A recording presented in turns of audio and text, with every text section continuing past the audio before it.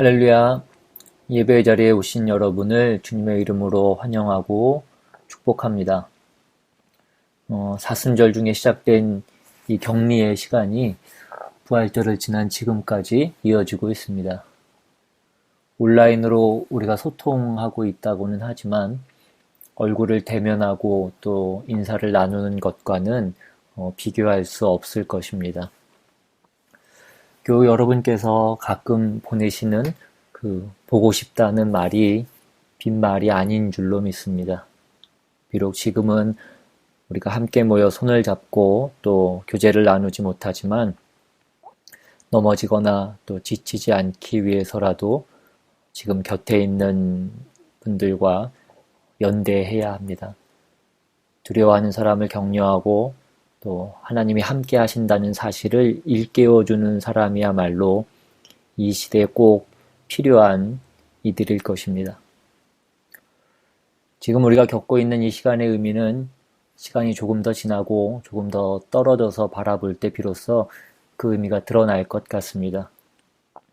교회가 이 어려운 시대에 그리스도의 몸으로서의 그 역할을 잘 감당할 수 있도록 기도해 주시기 바랍니다. 한 주간 동안도 교우 여러분들의 가정과 그리고 일상 속에 하나님의 은총이 함께 하시기를 기원합니다. 그럼 같이 말씀 보겠습니다. 오늘 말씀은 창세기 27장 21절부터 29절입니다. 창세기 27장 21절부터 29절까지 말씀 우리 함께 보겠습니다. 이삭이 야곱에게 이르되 내 아들아 가까이 오라. 네가 과연 내 아들 에서인지 아닌지 내가 너를 만져보려 하노라. 야곱이 그 아버지 이삭에게 가까이 가니 이삭이 만지며 이르되 음성은 야곱의 음성이나 손은 에서의 손이로다 하며 그의 손이 형 에서의 손과 같이 털이 있으므로 분별하지 못하고 축복하였더라. 이삭이 이르되 네가 참 내 아들 에서냐? 그가 대답하되 그러하니이다. 이삭이 이르되 내게로 가져오라. 내 아들이 사냥한 고기를 먹고 내 마음껏 내게 축복하리라. 야곱이 그에게로 가져가매 그가 먹고 또 포도주를 가져가매 그가 마시고 그의 아버지 이삭이 그에게 이르되 내 아들아 가까이 와서 내게 입맞추라. 그가 가까이 가서 그에게 입맞추니 아버지가 그의 옷에 향취를 맡고 그에게 축복하여 이르되 내 아들의 향취는 여호와께서 복주신 밭의 향취로다. 하나님은 하늘의 이슬과 땅의 기름짐이며 풍성한 곡식과 포도주를 내게 주시기를 원하노라.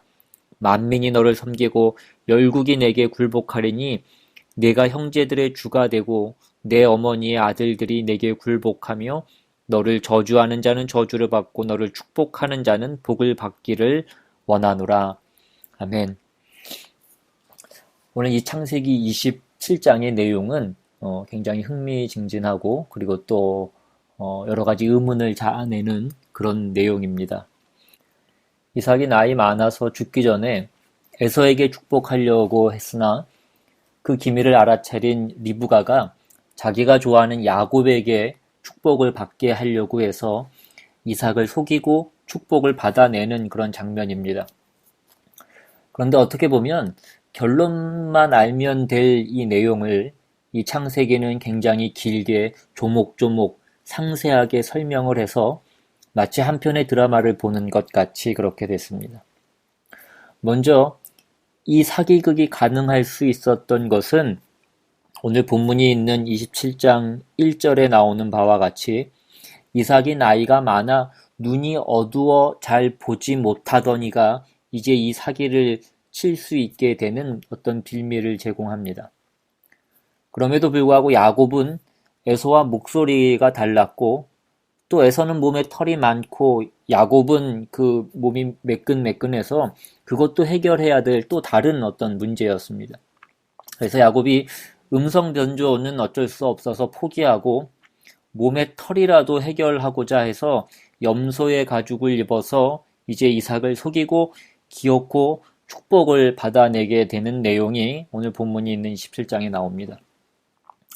우리는 지금 이것을 글로 읽으니까 긴장감이 별로 없는데 이 장면을 한번 상상을 해보시면 30절에 나온 바와 같이 이삭이 야곱에게 축복하기를 마침에 야곱이 그의 아버지 이삭 앞에서 나가자 곧 그의 형 에서가 사냥하여 돌아온지라 라고 해서 이 간발의 차로 이 일이 성공했음을 이 성경이 보여주고 있습니다.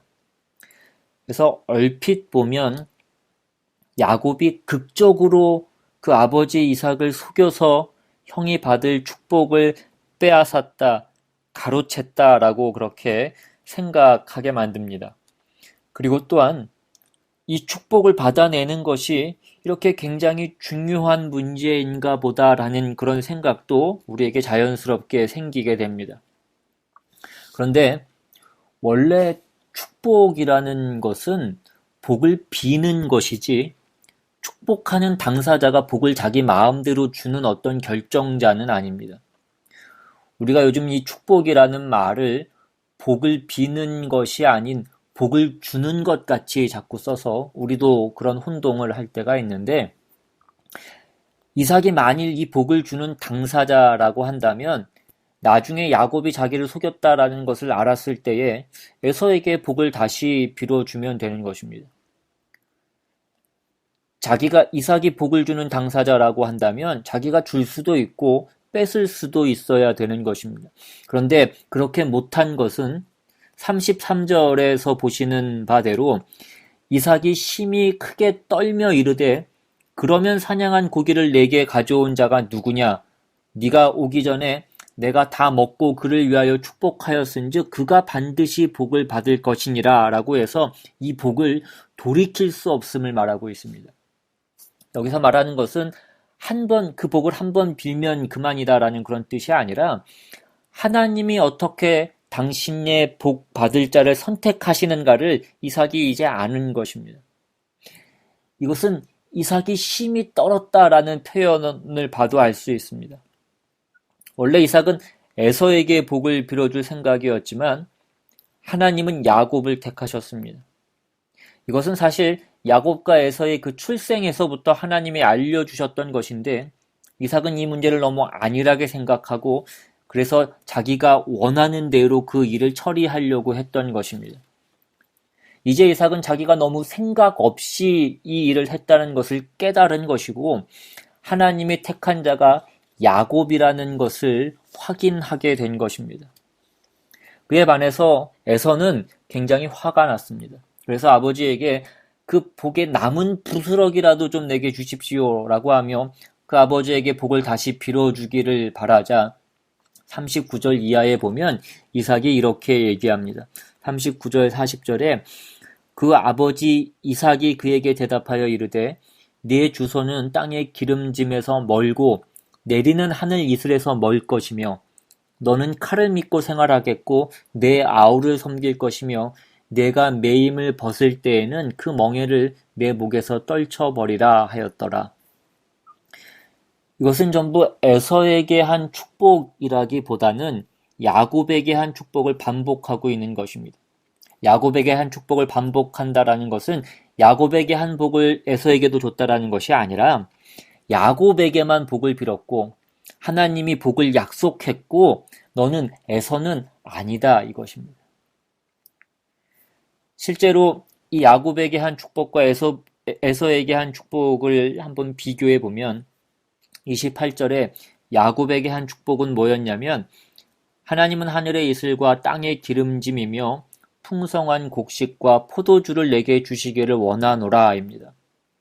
39절에 보는 에서에게 한 축복은 뭐냐면 그 아버지 이삭이 그에게 대답하여 이르되 내 주소는 땅의 기름짐에서 멀고 내리는 하늘 이슬에서 멀 것이며 입니다. 멀다는 것은 제외됐다라는 뜻입니다. 그러니까 야곱에게는 하나님이 하늘의 이슬과 땅의 기름짐이며 풍성한 곡식과 포도주를 주실 것이요 에서에게는 거기서 제외될 것이라는 말씀입니다. 40절에 너는 칼을 믿고 생활하겠고 내 아우를 섬길 것이고 야곱에게는 29절에 보시면 만민이 너를 섬기고 열국이 내게 굴복할 것이다 입니다. 그러니까 에서에게 한 모든 그 축복의 내용은 너에게는 줄 것이 없다. 다 야곱에게 갔다. 그런 내용밖에는 없습니다. 우리는 이 부분에서 이런 생각이 들 수도 있습니다. 에서가 너무 억울하고 야곱이 너무 얄밉다라는 것입니다. 야곱은 간교한 자였고 개인적으로 가까이 할 만한 그런 위인이 되지 못합니다. 어떻게 보면 인간적으로 보면 에서가 야곱보다 나을 수도 있습니다. 그러나 성경이 이미 뭘 얘기했냐면 둘이 이러기 전에 복중에서 이미 하나님이 야곱을 택했다고 성경은 얘기합니다. 이제 야곱은 만들어져 갈 것입니다. 에서는 만들어져 가지 않습니다. 선천적인 조건, 생리적인 조건이 누가 더 나았느냐 하는 것은 여기서 논하는 것이 아닙니다.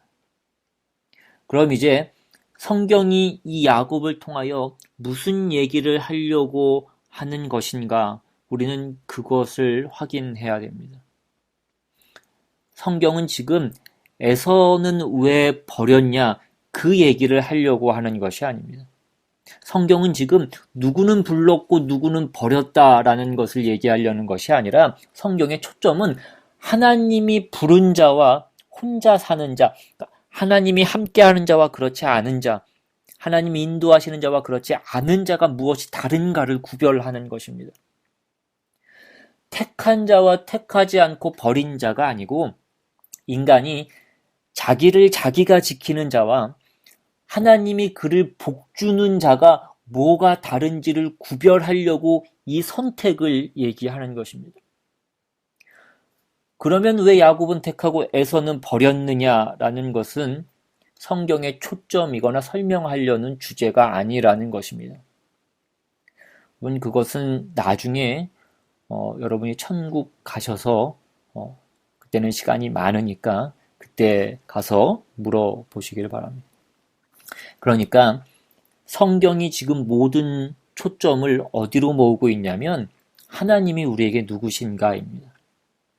하나님은 우리를 지으신 이시요 창조주시요 그의 형상대로 만들어 복주기로 작정하시고 우리를 사랑하사 그 자녀 삼으시는 분이십니다. 그래서 그가 그의 지혜와 그의 신실하심과 그의 능력으로 우리를 만드시고 우리를 채우시고 우리를 다듬으시고 영광스럽게 완성하시려고 하신다. 이게 성경의 전체의 초점입니다. 우리는 이것을 하나님의 주권이라고 얘기합니다. 이런 어떤 하나님의 주권을 얘기하면 사람들은 예외 없이 어떤 질문을 가지느냐 하면 그럼 우리의 책임은 무엇인가 라는 것입니다. 이 부분은 기독교 신앙에서 굉장히 중요한 질문이고 또 이 부분을 이해하는 것이 쉽지는 않습니다. 그러나 우리는 이것에 대한 어떤 근본적인 이해를 조금 할 필요가 있습니다. 우선은 어떤 종교가 존재하려면 신이 있어야 되는데 신이 있다면 그 신과 그 신을 필요로 하고 신을 섬기는 피조물 사이에 차이가 있어야 되는데 그 가장 큰 차이가 무엇입니까? 그것은 권위라고 하는 것입니다.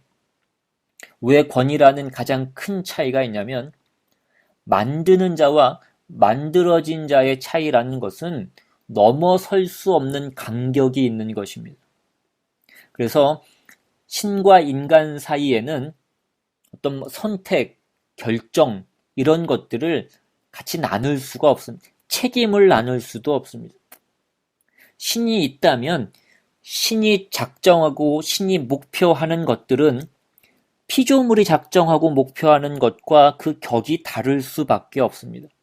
그리고 그 격이 다른 것은 사람과 사람 사이의 차이의 격이 아니고 무에서 유를 만들 수 있는 존재와 무에서 유를 만들 수 없는 존재 사이의 간격인 것입니다.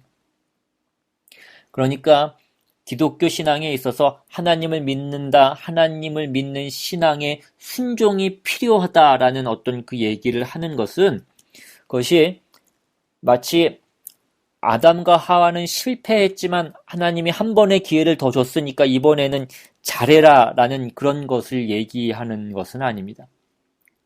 아담의 실패에도 불구하고 하나님은 처음부터 지금까지 그가 천지를 만드시고 그의 형상대로 인간을 만드셨을 때 가지셨던 그 신적 목표와 그 고귀한 내용의 완성을 포기하지 않고 계십니다.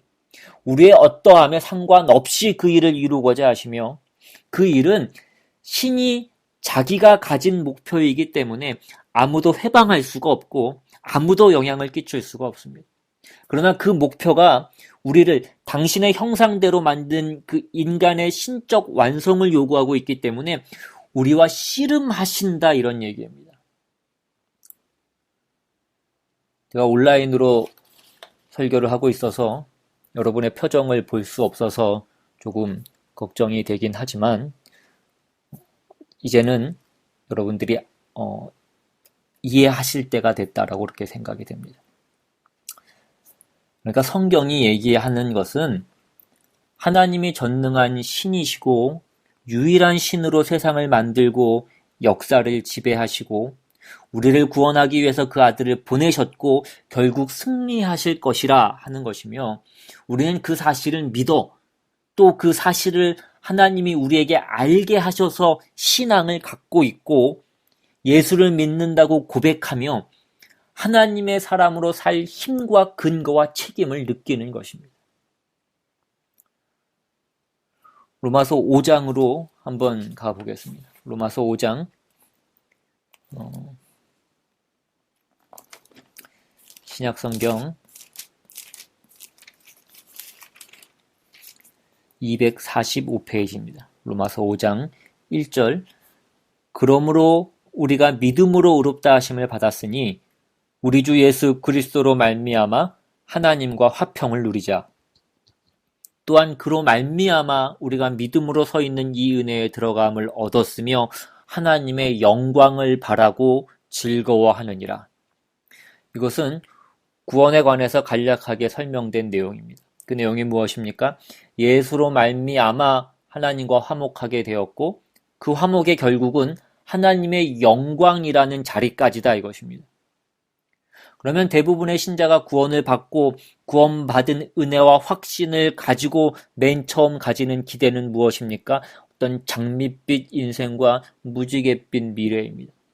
이젠 신앙인으로서 모든 근심 걱정 없이 세상을 이기는 승리와 행복을 영원히 누리며 나는 내 남은 여생을 주를 위하여 헌신하여 주의 영광을 드러내는 쓸모 있는 인생이 되리라.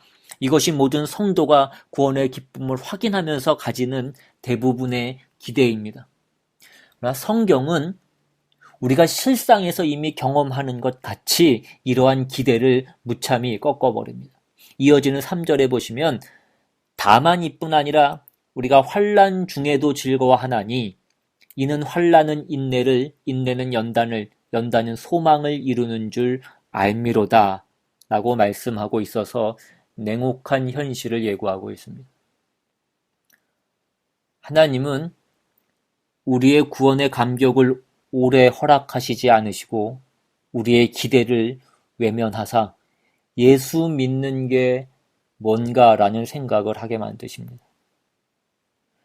주를 위해서 가지는 우리의 헌신들에 대하여서 하나님은 도무지 기회를 주지 않으셔서 우리가 주를 위해서 뭐를 좀 하려고 그러면 집에 무슨 일이 생기고 뭐 좀 하려 그러면 애들이 사고를 치고 또 뭐 좀 하려 그러면 이번에는 뭐 남편이 말을 안 듣고 뭐 아내가 말을 안 듣고 해서 평생 주를 위해서 가졌던 그 소원, 그 구원의 확신의 감격의 순간에 써놨던 것을 우리는 한 번도 못 해보고 해마다 부끄럽게 그 부활절을 맞이하는 일을 이번 부활절까지도 아마 했을 것이고 아마 내년에도 또 할지도 모릅니다. 이게 과연 무엇이냐 이것입니다. 하나님은 우리에게 가지시는 바 그의 구원의 궁극적인 목표와 내용을 어떤 신적인 경지와 수준의 것으로 가지고 계십니다.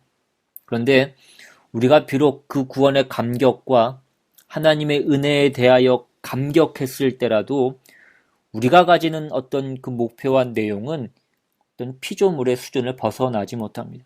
그래서 하나님이 하려고 하는 그 목표와 내가 가진 어떤 신앙적인 소원에는 차이가 있고 충돌이 있습니다.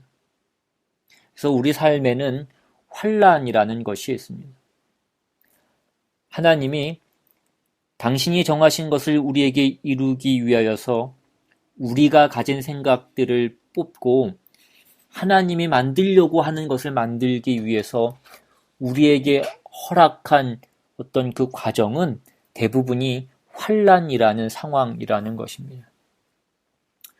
우리는 내가 가진 어떤 신앙적인 쾌거를 이룰 환경을 만나지 못하고 보통은 좌절을 맛보며 더욱더 자기 자신의 신앙의 무력함들을 경험하는 일들로 하나님의 인도하심을 받습니다. 우리의 헌신이 받아들여지지 않을 뿐만 아니라 나 자신의 못난 것을 확인하는 일들로 하나님이 우리를 인도하시는 바람에 우리는 늘 놀랍니다. 그러면서 무슨 생각을 하게 되냐면 이 환난이 인내를 만들어낸다라는 이 성경의 표현처럼 이게 아닌데 믿음이란 것이 뭔가, 헌신이 뭔가, 하나님은 뭘 하려고 그러시는가라는 그런 생각을 하게 되고 그것이 우리를 생각하게 하고 또 견디게 하는 것입니다. 그러니까 인내라는 것은 어떤 가치와 목적을 내가 갖고 있지 않으면 인내라는 것은 성립하지 않습니다. 우린 체념하게 되고 포기하게 됩니다. 그러니까 우리가 인내하는 것은 환난이 인내를 이라고 성경이 얘기하는 것은 우리가 신앙의 궁극적인 승리와 가치를 우리가 정확히 알고 있는 것은 아니지만 하나님께서 우리를 구원하시고 주시려는 것이 이대로 끝나서는 안 될 어떤 것이라는 것은 확실히 알고 있기 때문에 그것이 우리로 하여금 우리가 쉽게 생각했던 어떤 신앙생의 기대들, 신앙생의 헌신들을 하나님이 목적하시는 것으로까지 우리를 끌고 가게 만드는 것입니다. 그 기간 동안에 우리는 이건 아닌데가 주를 이루는 그런 현실을 살게 되는 것입니다. 그리고 그 인내가 어디로 갑니까? 연단으로 갑니다. 연단이란 무엇입니까? 그 내용이 모습을 드러내는 것이라고 말씀드렸었습니다. 예를 들면 내가 피아노를 친다라고 그러면 그 실력이 내가 연습하고 연습해서 언젠가 그 실력이 드러나듯이 이 인내케 한 하나님이 우리에게 만들려고 했던 것들이 우리의 그 좌절과 불안과 낙심과 그런 것들 속에서 이걸 만들려고 하셨구나라는 것이 나오게 되는 것입니다. 이런 것들은 모두 훨씬 인격적이며 성품적이며 그리스도를 닮는 전인적인 문제라는 것을 우리가 배우게 되는 것입니다. 그리고 이것은 그 다음에 이런 얘기들로 이어집니다. 5절에 소망이 우리를 부끄럽게 하지 아니함. 소망이 우리를 부끄럽게 하지 않는다는 것은 이 운명이 우리를 속이지 않는다는 뜻입니다. 소망이 우리를 부끄럽게 하지 아니함은 우리에게 주신 성령으로 말미암아 하나님의 사랑이 우리의 마음에 부음바 됨이니 우리가 아직 연약할 때에 기약대로 그리스도께서 경건하지 않은 자를 위하여 죽으셨도다. 의인을 위하여 죽은 자가 쉽지 않고 선인을 위하여 용감히 죽는 자가 혹 있거니와 우리가 아직 죄인 되었을 때에 그리스도께서 우리를 위하여 죽으심으로 하나님께서 우리에 대한 자기의 사랑을 확증하셨느니라. 뭐라고 얘기하냐면 이러한 환난과 그래서 인내가 연단으로 연단이 그래서 소망으로 완성으로 그 승리로 가게 되는데 이것이 어떤 확률이 반반이라던가 가다가 안 될 수도 있다던가 그런 어떤 우리의 잘못된 반응이나 어떤 조건의 미흡함으로 취소될 수 있는 것이 아니라 이건 모든 하나님의 백성에게 이루어지고 말 것이다라는 것을 못을 받고 있는 것입니다. 이 일은 우리가 아직 죄인 되었을 때에 시작하신 하나님의 일이다 이것입니다. 우리가 아직 죄인 되었을 때라는 것은 무슨 얘기냐면 우리가 어떤 우리의 구원의 필요성이나 우리의 처지에 대해서 알지 못했을 때를 얘기하는 것입니다. 하나님에게 어떤 도움을 요청하거나 기도할 때가 아닌데 그러니까 이 일에 있어서 하나님이 우리에게 아무런 조건도 아무런 자격도 묻지 않고 하나님 당신 혼자 하신 것이다 이것입니다. 그분이 시작하셨고 그분이 이루실 일이다 이것입니다. 그러면 우리의 질문은 또 무엇입니까? 그럼 우리는 무엇을 하냐 이것입니다. 순종하셔야 됩니다. 그러나 그 순종은 조건이 아니고 자격이 아닙니다. 하나님이 하시는 그 일을 누리는 우리의 신앙입니다. 여러분은 하나님께서 뭘 하시려는지를 알아서 순종하면 이 목적까지 영적인 기쁨과 만족과 기적 속에서 가게 될 것입니다. 그러나 불순종하면 얻어 터지고 맞고 울고 짜고 거기에 가게 되는 것입니다. 그 가는 것이 취소되지 않는 것은 그것은 하나님이 시작하셨고 작정하셨고 이루시고야 말 것이고 그 일을 이루시는 하나님의 능력의 크심이 우리의 상상을 뛰어넘기 때문입니다. 그것을 에베소서에서는 이렇게 소개하고 있습니다. 에베소서 1장으로 한번 가보시면 에베소 1장 17절 이하의 신약성경 311페이지입니다. 에베소 1장 17절 이하 우리 주 예수 그리스도의 하나님 영광의 아버지께서 지혜와 계시의 영을 너희에게 주사 하나님을 알게 하시고 너희 마음의 눈을 밝히사 그의 부르심의 소망이 무엇이며 성도 안에서 그 기업의 영광의 풍성함이 무엇이며 그의 힘의 위력으로 역사하심을 따라 믿는 우리에게 베푸신 능력의 지극히 크심이 어떠한 것을 너희로 알게 하시기를 구하노라. 사도 바울이 에베소 교회 교인들에게 한 기도입니다. 세 가지 내용을 그 기도의 내용으로 삼고 있습니다. 첫 번째는 17절에 나오는 하나님, 그 아버지가 누군지를 알기 원한다입니다. 우리도 알아야 됩니다. 우리 하나님 아버지는 유일한 창조주시오, 섭리자시오, 심판자시며 우리를 그의 형상으로 만드셨고 사랑하고 복주시기를 원하사 우리 선조가 범죄하였으나 내버려 두지 않고 그 아들을 보내어 우리를 위하여 십자가를 지게 하신 하나님이십니다. 그래야 구원을 베푸시고 처음에 작정하신 복된 하나님의 형상을 이루려고 하는 분이요 지금도 이루고 계신 분이요 이루시고야 말 우리의 아버지이십니다. 두 번째는 18절에 나오는 부르심의 소망, 그 기업의 풍성함이 무엇인지를 알기 원한다입니다. 너희가 얻은 구원은 시작이다 이것입니다. 너희에게 그 구원을 베푸신 이가 너희에게 무엇을 목적하고 계신지를 알기 원한다는 것입니다. 너희를 불러서 어디로 가려고 하는지 목적지를 알기 원한다는 것입니다. 세 번째는 19절에 이 일을 행하시는 하나님의 능력이 얼마나 큰지를 알기 원한다는 것입니다. 이어지는 20절에 그 능력은 이렇게 나옵니다.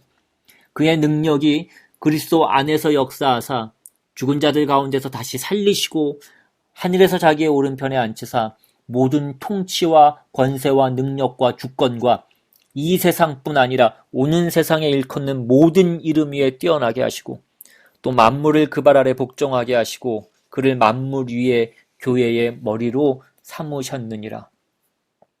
여기서 교회는 모든 신자들의 통칭입니다. 모든 신자들과 예수 그리스도를 머리와 몸으로 묶었다. 운명을 같이 하며 승리를 같이 하도록 묶었다라고 얘기합니다. 그래서 이어지는 23절에는 교회는 그의 몸이니 만물 안에서 만물을 충만하게 하시는 이의 충만함이니라 라고 되어 있습니다.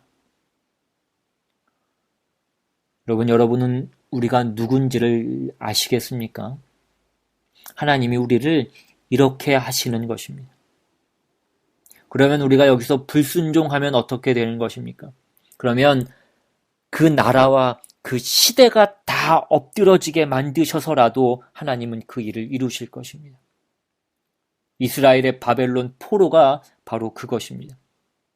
하나님은 그렇게 하셔서라도 하나님의 일을 이루실 것입니다. 이것이 성경이 하는 얘기입니다. 그래서 에베소서 3장 14절 이하로 가시면 바울의 기도가 다시 이것을 반복하고 있습니다. 조금 더 깊어지고 있습니다. 3장 14절 이하에 이러므로 내가 하늘과 땅에 있는 각 족속에게 이름을 주신 아버지 앞에 무릎을 꿇고 비노니 그의 영광의 풍성함을 따라 그의 성령으로 말미암아 너희 속사람을 능력으로 강건하게 하시오며 믿음으로 말미암아 그리스도께서 너희 마음에 계시게 하시옵고 너희가 사랑 가운데서 뿌리가 박히고 터가 굳어져서 능히 모든 성도와 함께 지식에 넘치는 그리스도의 사랑을 알고 그 너비와 길이와 높이와 깊이가 어떠함을 깨달아 하나님의 모든 충만하신 것으로 너희에게 충만하게 하시기를 구하노라. 여러분, 이것이 구원의 궁극적인 자리입니다. 근데 우리가 원하는 것은 무엇입니까? 그냥 우리 애들 속 안 썩이고 우리 가족 다 건강하고 아침에 여유 있게 일어나서 그냥 여유 있게 커피 한 잔에 브런치나 할 수 있으면 뭘 더 바라겠나? 우리는 우리의 믿음을 어디에다 쓰냐면 우리의 신앙을 동원해서 우리의 소원이 이루어지고 사람들한테 대접받는 우리 피조물들이 가지는 수준에서의 영광을 생각합니다. 보통은 그냥 병 낫고 사람들 앞에 꾸어줄지언정 꾸지 않고 형통하고 이런 것들. 성경은 그런 것이 아니라고 얘기합니다. 하나님께서는 그렇게는 안 놔두신다라고 그렇게 말씀합니다. 물론 믿음이라는 것은 어디다 쓰는 거냐면 하나님의 인도하심에 미흡한 우리의 모습을 보면서 그것이 절망과 좌절로 가는 것이 아니라 나는 아닌 것보다 내가 이 꼴로 무슨 신자라고 할 수 있는가가 아니라 내가 10,000번을 넘어져도 이것은 될 일이다라고 하면서 인내하고 기다리는 것입니다. 하나님이 하시고야만 된다. 하나님이 무에서 유를 만드셨단다. 야곱을 축복하셨단다라고 버티는 것을 신앙이요 신앙의 승리라고 하는 것입니다. 그러니까 신앙의 승리라는 건 모든 사람들 앞에서 자랑스럽고 당당하게 말할 수 있는 것이 아니라 조마조마하고 누가 내 꼬라지를 알면 정말 창피하지만 그렇지만 하나님이 하신다는데 어떤 이런 안절부절하고 조마조마한 것이지 나는 이제 다 됐다라고 얘기하는 이런 것은 아니라는 것입니다. 그러나 우리가 무엇 때문에 버틴다라는 것입니다. 내가 실력이 있어서가 아니라 하나님이 하시겠다고 한 것을 근거로 해서 하나님의 그 신실하심과 영원하심과 전능하심과 우리를 향한 의지와 그 정열과 사랑을 근거로 하여서 내 자신한테 자꾸 되뇌이는 것입니다. 이것이 신앙이요 신앙의 승리입니다. 우리는 그것을 자랑할 것으로 갖고 있지 않습니다. 우리의 자랑은 그래서 언제나 우리를 부르신 하나님인 것입니다. 이 감사와 이 확신이 우리를 모든 이 시험과 유혹에서 구원할 것이고 그리고 마침내 우리에게 그 영광된 승리를 가져다 줄 것임을 믿으시며 그래서 그것이 우리의 자랑과 우리의 모든 삶의 근거가 될 수 있기를 주님의 이름으로 축원합니다. 기도하겠습니다. 하나님, 모든 상황 가운데 우리에게 말씀으로 다시 한번 우리를 세워주시고 우리를 불러주시고 우리가 어떤 존재인지를 다시 한번 깨닫게 하심으로 우리의 모든 상황과 관계없는 그 기쁨과 그 자랑과 그 감사가 있게 하심을 감사드립니다. 우리가 누구인지를 늘 기억하게 하시고 우리를 자녀 삼아주시는 우리 아버지가 어떤 분이신지를 늘 잊지 않으므로 우리가 이 세상에서 실패자와 패배자와 낙심과 절망으로 있는 것이 아니라 우리를 주님의 자녀답게 그 영광의 찬송의 자리로 마침내 이끌고 가시고야 마시는 그 하나님을 바라보며 오늘 우리의 삶의 자리를 버티고 인내하며 그 소망을 바라보며 나아간 우리 모두가 될 수 있도록 주님 인도하여 주시옵소서. 낙오되고 시험에 드는 영혼 잊지 않게 주님 도와주시옵시고 서로가 서로에게 연결되어 함께 그 길을 나아갈 수 있는 귀하고 복된 공동체가 될 수 있도록 주님 인도하여 주시옵소서. 감사드리고 예수님의 이름으로 기도드리옵나이다. 아멘. 찬양하시고 주기도문으로 예배를 마치겠습니다.